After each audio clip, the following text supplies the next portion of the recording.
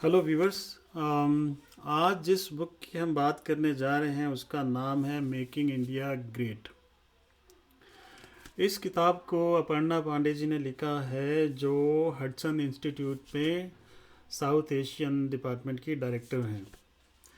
ये किताब बेसिकली एक तरह से गुरु मंत्र देती है कि भैया इंडिया को अगर ग्रेट बनाना है, जैसा कि बहुत सारी पॉलिटिकल पार्टीज़ पास्ट में आज भी कहती हैं कि हम इंडिया को ग्रेट बनाएंगे, तो कैसे बनेगा? सुपर पावर इंडिया कैसे बनेगा? तो सबसे पहले तो इम्पोर्टेंट बात ये है कि सुपर पावर होता कौन है। सुपर पावर की इस किताब में जो कुछ एक्सपर्ट्स ने जो बताया है वो इस प्रकार से है कि अगर आप सुपर पावर हैं तो आपके पास इतनी पावर होनी चाहिए कि आप किसी भी देश से लड़ने के लिए कभी भी तैयार हों। एटलीस्ट सोच सके कि हाँ हम इससे लड़ सकते हैं। आप में एबिलिटी होनी चाहिए, कॉन्फिडेंस होना चाहिए। अगर दो या तीन पावर्स आपके अगेंस्ट इकट्ठी भी हो जाए तो आपके पास कॉन्फिडेंस होना चाहिए कि आप इनसे लड़ पाएंगे, आप उसकी स्ट्रेटजी बना सकें। तब तो आप सुपर पावर हैं। तो क्या इंडिया ऐसा कभी बन पाएगा कि वो ज़रूरत पड़े तो यूएस से भी लड़ने की ताकत हो, चाइना से भी लड़ने की ताकत हो, अगर दोनों साथ में आ जाएं तो उनसे भी लड़ ले? आज की डेट में तो ये सोचना भी मुश्किल है कि ऐसे कर पाएंगे कि नहीं, क्योंकि उससे बहुत सारी प्रॉब्लम्स हैं। तो इसमें जो ऑथर ने जो कुछ मतलब कुछ रीजंस दिए हैं कि कुछ चीज़ें दी बताई हैं कि अगर इंडिया ये कर लेता है तो सुपर पावर इसको कहा जा सकता है, लेकिन वो दिन आने में इंडिया को बहुत मेहनत करनी पड़ेगी, बहुत टाइम लगेगा। तो अभी विश्व गुरु बनने में इंडिया के लोगों को बहुत मेहनत करनी पड़ेगी। जो चार पांच हर्डल्स जो ऑथर ने इस बुक में बताई हैं वो मेनली इस तरह से हैं कि पहली हर्डल तो है नए और पुराने सोच में जो प्रॉब्लम आती है दोनों को एक साथ लेके चलने में। तो हम तो इंडियंस तो 5,000 साल पुरानी कल्चर को भी साथ लेके चलते हैं, तो उसमें और नए मॉडर्न टेक्नोलॉजी जो आ रही है, नया वर्क कल्चर आ रहा है, उसको भी लेके हमको साथ चलना है। तो वर्क कल्चर प्रॉब्लम वहाँ होती है जहाँ हम और अब वर्क आप काम करने जाएंगे तो वहाँ औरतें भी हो सकती हैं, वहाँ शेड्यूल कास्ट शेड्यूल ट्राइब्स जिनकी बात होती है वो भी हो सकती है। ये सब जो जो बैगेज हमारा पास्ट का है, जहाँ कास्टिज्म था, जहाँ वुमेन को बराबर की नज़र से नहीं देखा जाता था, और इस तरह की चीज़ें थी जैसे काउज काउ प्रोटेक्शन का जो आजकल चला हुआ था पिछले कुछ सालों से। तो इस चीज़ों की इस तरह की चीज़ें जो आती हैं, जो हमारा बैगेज है, जो हम पीछे से हमको मिलती हैं, हिस्टोरिकली हमको मिली है हमारी कल्चर से, उसको और नए जो मॉडर्न जो वर्क प्लेस है या मॉडर्न काम करने के तरीके हैं उनमें प्रॉब्लम आती है। कि अब अगर काओ विजिट, ये जो काओ प्रोटेक्शन वाला देखें हम इश्यू, तो इसमें गवर्नमेंट्स ने काओ को मारने में बैन कर दिया। लेकिन जो इनका प्लान था कि लेदर का एक्सपोर्ट जो 16 बिलियन डॉलर का होता था, उसको इस साल 2020 में 20 बिलियन डॉलर का करने का प्लान था। उसका तो उस प्लान की तो ऐसी तैसी कर दी इन लोगों ने, एक इस तरह के रूल और कानून बना के। तो ये इस तरह की जो पुरानी चीज़ें हैं, अगर वो नए मॉडर्न वर्क प्लेस में या इन्वायरमेंट में या नई इकोनॉमी में उसको लाएंगे तो उसके रिपरकशंस होंगे।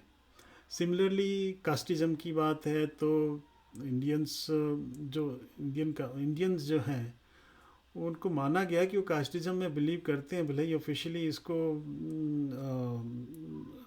इलीगल डिक्लेयर किया गया है, लेकिन ये होता है और ये अच्छी चीज़ नहीं है। इससे बिजनेस पे फ़र्क पड़ता है।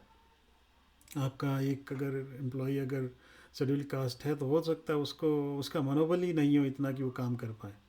तो ये जो वर्क प्लेस में जो जो प्रॉब्लम है उसको ठीक करना ज़रूरी है अगर आपको सुपर पावर बनना है।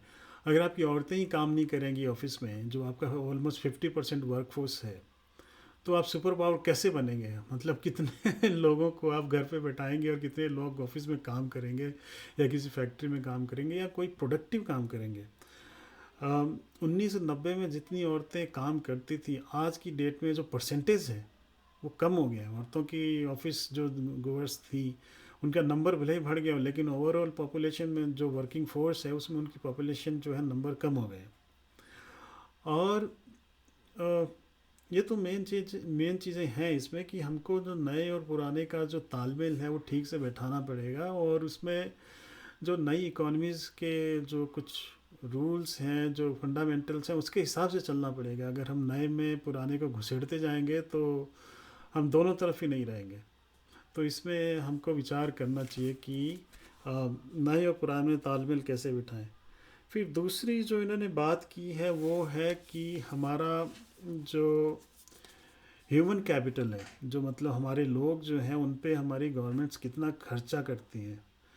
तो स्कूलों की हालत तो सबको पता ही है। सरकारी स्कूल तो सिर्फ सेंट्रल गवर्नमेंट के अगर स्कूल है तो शायद अच्छी पढ़ाई होती होगी। बाकी स्टेट लेवल के गवर्नमेंट्स के स्कूल, जो गवर्नमेंट स्कूल्स हैं, उनकी पढ़ाई तो सबको पता है कि पेरेंट्स तो उसमें मजबूरी में ही पढ़ाते हैं। बहुत कम स्कूल होंगे गवर्नमेंट के जो अच्छे से चलते होंगे, जिनमें पढ़ाई होती होगी ठीक से, और लोग प्राइवेट की बजाय गवर्नमेंट स्कूल में भेजते हो। तो हमारे कंट्री का जो एक सिस्टम है कि हायर एजुकेशन को सेंट्रल गवर्नमेंट हैंडल करती है, और जो प्राइमरी और सेकेंडरी एजुकेशन है उसको जनरली उसको स्टेट गवर्नमेंट्स हैंडल करती हैं। तो हर स्टेट गवर्नमेंट का हैंडल करने का जो तरीका है वो अलग अलग है। कहीं पे अच्छा है, कहीं पे ख़राब है, कहीं पे बहुत ही ख़राब है। तो अगर हम अपने बच्चों को एजुकेशन ही नहीं दे सकते तो वो आगे की टेक्निकल ट्रेनिंग्स वगैरह कैसे करेंगे, जिससे उनको ज़्यादा सैलरी पा सके, कहीं भी काम करे तो उनके अच्छा अच्छा पैसा मिले उनको। नहीं तो उनको मज़दूरों को काम करने पड़ेंगे, चाहे उनको गल्फ़ में जाना हो या किसी यूरोपियन कंट्री में जाना हो। अगर वो पढ़े लिखे ठीक से नहीं होंगे, ट्रेन नहीं होंगे, तो उनको अच्छी नौकरी नहीं मिलेगी, और उनको नई चीज़ें ट्रेन भी गवर्नमेंट कभी नहीं कर पाएगी अगर उनका बेसिक जो फाउंडेशन है, सेकेंडरी एजुकेशन, प्राइमरी एजुकेशन, वो ठीक से नहीं दिया गया है। ये तो हमारा ह्यूमन इन कैपिटल है। इसमें दूसरी चीज़ ये आती है कि जो अम, जो गवर्नमेंट का एक्सपेंडिचर जो हेल्थ पे होना चाहिए वो नहीं है। जितने डॉक्टर हमको चाहिए उतने नहीं है। हमारी शॉर्टेज लगभग 75, हम लोग मतलब 4 गुना कम हमारे पास डॉक्टर्स हैं। आज जो डॉक्टर हैं उनकी 4 गुना कैपेसिटी हमको चाहिए, लेकिन नहीं है। इसलिए ये जो हेल्थ केयर का जो हमारा डिपार्टमेंट है वो बहुत ही ज़्यादा बर्डन में है, और गवर्नमेंट इस पर अभी ध्यान नहीं दे रही है। और ये सब कुछ मिस गवर्नमेंट्स हैं, जो गवर्नमेंट्स अपना जो ध्यान है वो कहीं और है उनका। और ये जो ज़रूरी चीज़ें हैं हेल्थ का, स्कूल का, इन पे बिल्कुल ध्यान नहीं दे रही है। जो आपको चाहिए, सुपर पावर आपको बनना है, तो आपके लोग हेल्दी होने चाहिए, उनका ट्रीटमेंट टाइमली होना चाहिए। नहीं तो बीमारी, कुछ कुछ बीमारियां तो ऐसी हैं कि जो परिवार हैं बर्बाद हो जाते हैं, बिलो पॉवर्टी लाइन चले जाते हैं बीमारियों की वजह से। तो किसी भी सुपर पावर के पास इतनी कुव्वत होनी चाहिए कि वो अपने लोगों को एजुकेशन दे सके, कम से कम सेकेंडरी एजुकेशन दे। और जैसा कि यूनाइटेड स्टेट्स में ऐसा होता है। और health care, primary health care तो हर आदमी को मिलना चाहिए, चाहे वो किसी भी गांव के किसी भी कोने में रहता हो।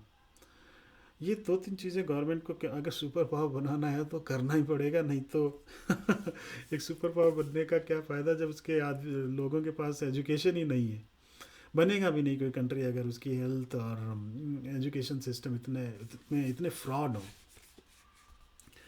फिर तीसरी बात वो करती है कि हमारी जो इकोनॉमिक पोटेंशियल है, वो जो है इकोनॉमी हमारी, हम बहुत टाइम से हमको कहा जा रहा है कि हम एशियन टाइगर्स हैं, हम ये वो हम मतलब इतने बड़े हैं लेकिन हमारी इकॉनमी 6-7% से ज़्यादा ग्रो नहीं कर रही है इस समय।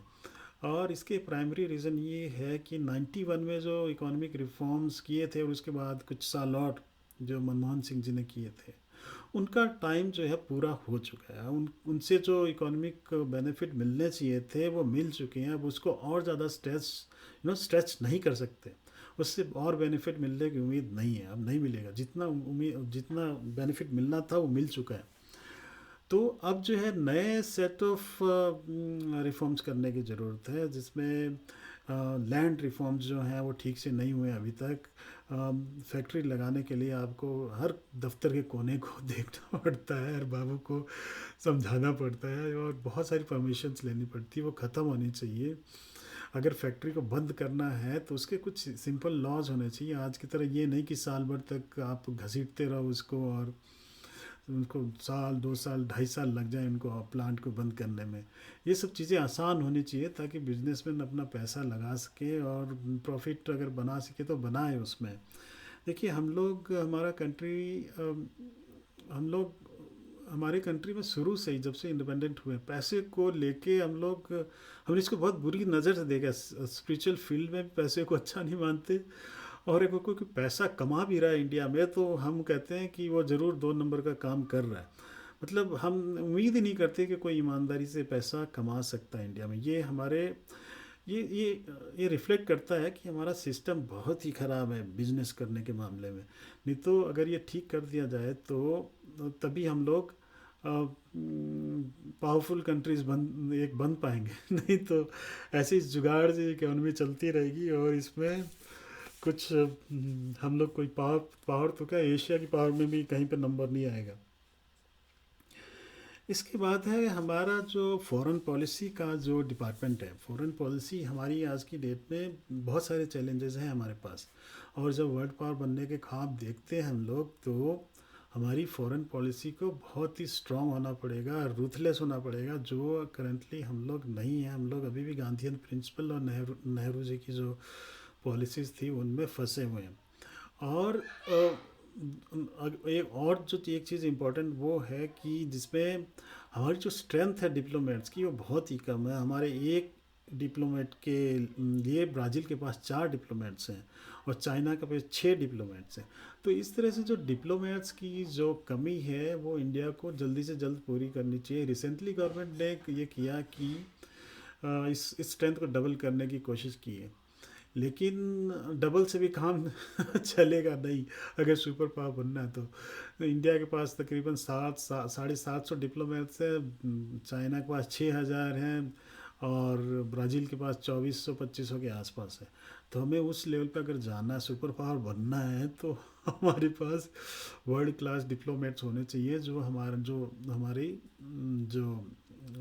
जो हमारे हित हैं, जो हमारे फ़ायदे की चीज़ें उन पे नज़र रखें, कड़ी नज़र रखें, और अगर कुछ टूटता दिखे, कोई चीज़ हमारे हाथ से निकलती दिखे तो उसको रोकें वो लोग। और फॉरेन पॉलिसी में जो एक तरह का कम्युनिकेशन की जो प्रॉब्लम होती है उसको गवर्नमेंट दूर करे। उसको मैनेज करना भी बहुत मुश्किल है। मैनेज करने के लिए हमारे पास स्टाफ ही नहीं है, तो ये सब करना ज़रूरी है। और जब इसकी हाई रिक्रूटमेंट हो जाएगी तो मेरे ख्याल से ये प्रॉब्लम थोड़ी बहुत सॉल्व होगी। जो दो मेन प्रॉब्लम जो इंडिया की है इस समय, एक तो चाइना का राइज है जो पीसफुल होने वाला नहीं है, और दूसरा जो है हमारी जो रिलेशनशिप होगी वो यूनाइटेड स्टेट्स के साथ कैसी होगी। क्या हम उसके अलाई बनेंगे, उसके साथ जाएंगे? ये दोनों चीज़ें हमारे डिप्लोमेट्स को हैंडल करनी पड़ेगी, और बहुत ही अच्छे से हैंडल करनी पड़ेगी, क्योंकि चाइना और रशिया कभी नहीं चाहेंगे कि इंडिया जो है अमेरिकन कैंप में जाए। और चाइना जिस तरह की हरकतें करता है इंडिया के साथ, इंडिया एक ना एक दिन चाइना रशिया को छोड़ के हो सकता है कि अमेरिकन कैंप में चला जाए। लेकिन हमारे डिप्लोमेट्स को इस तरह से करना है कि हमें इसमें नुकसान नहीं हो। इसके बाद जो सुपर पावर बनने के लिए जो इम्पोर्टेंट चीज़ है वो है हमारी मिलिट्री। क्या हमारी मिलिट्री इतनी कैपेबल है कि वो सुपर पावर जो हम बने तो हमारी हमको डिफेंड कर सके, और ज़रूरत पड़े तो बाहर के कंट्रीज़ में जाके एक्शन भी ले सके। आज की डेट में तो ज़्यादा से ज़्यादा वो श्रीलंका जा सकती है, मालदीव जा सकती है, थोड़ा बहुत पाकिस्तान के अंदर जा सकती है। लेकिन अगर कोई दूसरा देश अगर कुछ कर रहा है थोड़ा दूर हो, तो क्या हमारी पावर है कि वो वहाँ भी जाके कुछ कर सकते हैं? अभी तक तो नहीं है। हमारी जो मिलिट्री है वो तो MiG-21 आज भी उड़ाया जा रही है, जो 60s के प्लेन्स हैं, इनका कभी नए प्लेन्स लिए नहीं, अब जाके रफ़ाल आए हैं, वो भी इतने कम है कि उससे इंडिया सुपर पावर तो क्या कुछ भी नहीं बनेगा। सुपर पावर बनने के लिए आपके पास वर्ल्ड क्लास टेक्नोलॉजी होनी चाहिए मिलिट्री के लिए, उनके पास नए से नए वेपन होने चाहिए। और अच्छा तो तब होगा जब ये सारी चीज़ें आपकी कंट्री में बने। अगर नहीं बना पा रहे हैं तो शायद आपको किसी ऐसे रिलायबल कंट्री से ये सोर्स करना पड़ेगा जो आपको मतलब रात के 2 बजे भी, जैसे कहते हैं ना कि 2 बजे भी उठा देना मैं कर दूंगा, तो उस तरह का कंट्री होना चाहिए जो कभी हमारी सप्लाईज को ब्रेक ना होना दे। तो ये जो है इस बुक में 4-5 चीज़ें थी जो ऑथर ने उठाई हैं कि अगर ये 4-5 चीज़ें इंडिया करता है तो सुपर पावर बनेगा। अब उसके अलावा कोई चांस नहीं है। आप लोग विश्व गुरु बनने के ख्वाब देखते रहिए, 5,000 साल पुराने अपने पुष्पक विमान उड़ाते रहिए और बताते रहिए कि इंटरनेट महाभारत के टाइम में था। ये सब काम करते रहिए जिसका कोई रेलिवेंस आज की डेट पे नहीं है। आप पे सिर्फ लोग हंसेंगे अगर आप पास्ट में जितना जाएंगे, क्योंकि पास्ट एक मिथोलॉजिकल है, उसमें आप सच्चाई ढूंढने की कोशिश करेंगे तो आपको झूठ बोलना पड़ेगा और उसमें कुछ है नहीं। आप उसको माने जितना जी करे माने, लेकिन उसको एक कसौटी पे उसको उतरना पड़ेगा कि ये सही है कि नहीं है। कास्टिज्म हो गया, वुमेन की औरतों की सिचुएशन हो गई, और जो ये हमारी जो लैंड रिफॉर्म्स हुए जो होने चाहिए थे वो नहीं हुए। ये बहुत मिलिट्री हमारी बहुत ही पुराने हार्डवेयर पे काम करती है। हमारी फॉरेन पॉलिसीज़ जो है वो उसमें पता नहीं क्या है, उसमें वो डिफ़ाइन नहीं कर पा रहे। कई बहुत सारी पॉलिसीज़ मिसिंग है हमारे कंट्री में। पॉलिसी हैं भी तो इतनी पुरानी है कि उसको फॉलो करें नहीं करें उसमें भी प्रॉब्लम है, और अच्छी पॉलिसीज़ की बनाने की ज़रूरत है। तो ये 4-5 चीज़ें हैं जो अगर इंडिया करेगा तो ही विश्व गुरु बन सकेगा। तो ये थी आज की एक किताब। अगर आपको ये चैनल अच्छा लगता है तो इसको आप लाइक करें, सब्सक्राइब करें और शेयर भी करें। मैं फिर आने वाले दिनों में फिर मिलूँगा किसी नई किताब के साथ। तब तक शुक्रिया।